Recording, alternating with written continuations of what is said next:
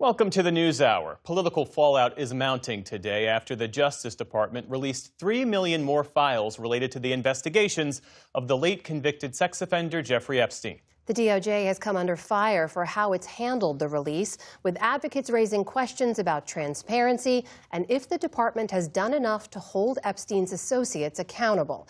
Our Justice correspondent Ali Rogan has been digging into the latest documents, and she joins me now. So, Ali, what more have we learned about the extent of Epstein's connections with some very prominent figures? Yeah, Amna, taken together, these documents really indicate they paint a deeper picture of Epstein's connections to some of the most influential people in politics, business, entertainment, even royalty. There are new photos in this tranche of former Prince Andrew, now Andrew Mountbatten Windsor, appearing on all fours, kneeling on a female. Epstein also makes lurid claims in an email against Microsoft co-founder Bill Gates, which a Gates spokesperson calls absurd and completely false. There are emails between staffers of former President Bill Clinton in 2002. One of them emailed asking for then Prince Andrew's address to invite him to a dinner.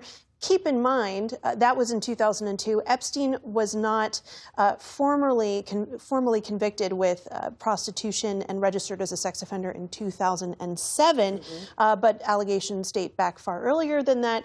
Speaking of this timeline, what really stands out, apart from these more salacious details, is just how open the lines of communication remained between Epstein and these powerful people for years after his initial arrest.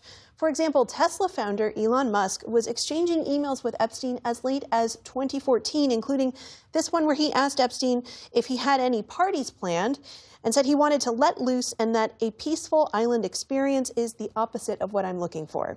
On Friday, I know you reported a lot about references to President Trump in some of these files. What more do we know about that, and what have we heard from the president? Yes, and of course, being mentioned in these files does not necessarily mean there was any wrongdoing, and the Department of Justice noted that they were required by law to include documents that may have been fake or falsely submitted.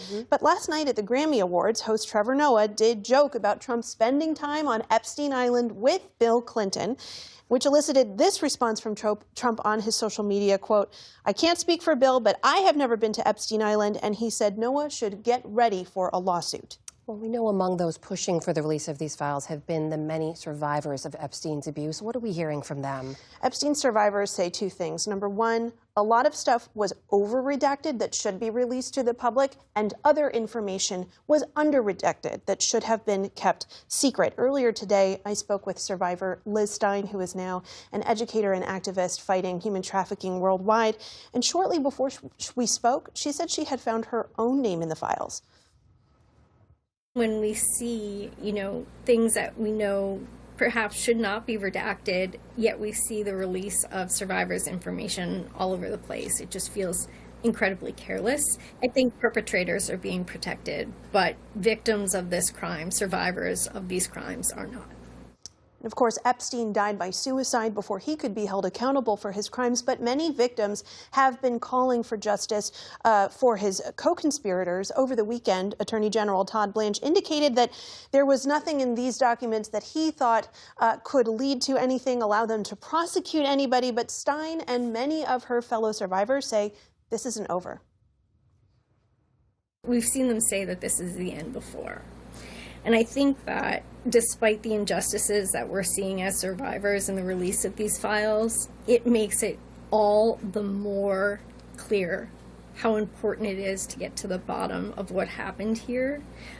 This was a crime. It was a crime of sex trafficking. It's not about politics. It's not about what a famous person's name or position is. This is about men who victimized girls and young women.